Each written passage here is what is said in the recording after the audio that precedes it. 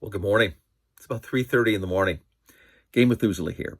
It's not an uncommon time for me to be up. I do a lot of painting sometimes in the middle of the night. So I wanted to show you what I've been working on this last couple of days, just sort of cleaning up a bunch of figures.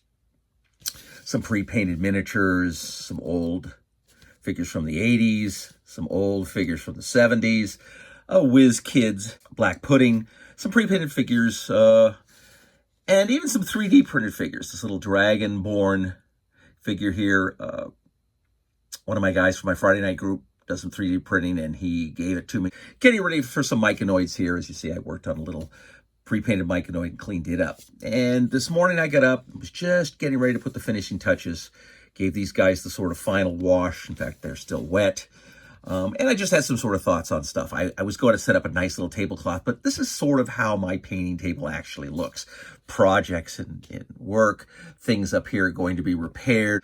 But I thought I would show you something of real wargaming gaming history. This is my D&D Zero box, and I was looking to show you. Where are you? There you are. Come here, buddy. Everybody has prizes that they love. This is Grey Wolf, 1975 original Dungeons & Dragons, painted by my friend Steve Kish. Humbrol enamels. As you can see, he had a lot of talent.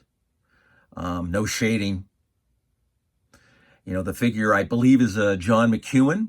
Don't know for sure. I suppose I could email him and see if it's one of his, but I'm pretty sure it is. They were like loose figures, and then you would have all the added little gear to add on to them. So he put a battle axe and a shield.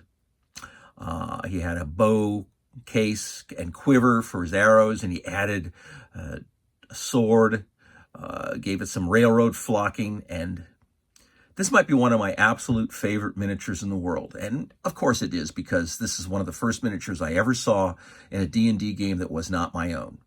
This was all prepared for the old Chuck Alderson original Dungeons & Dragons, and it's well over 45 years old. So it's just something I kind of muse at, things that may not mean a lot to other people. You know, I think when you have the history and everything in the background, tend to become the things you care about the most. I don't know why the heck I did this. I just popped it up here. I thought you might get a kick out of it.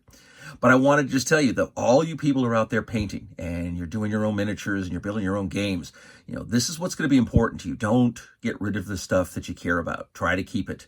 I'm here always repairing old figures like these guys here that were all in games at one time and have all got beaten up, and the dragon here that was really beaten up.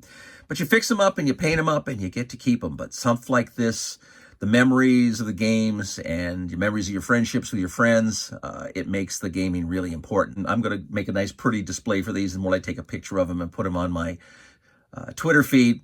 But we'll be seeing you soon in another video. So until we have a chance to talk again, fight me devils fight. For myself and Grey Wolf, have a good day.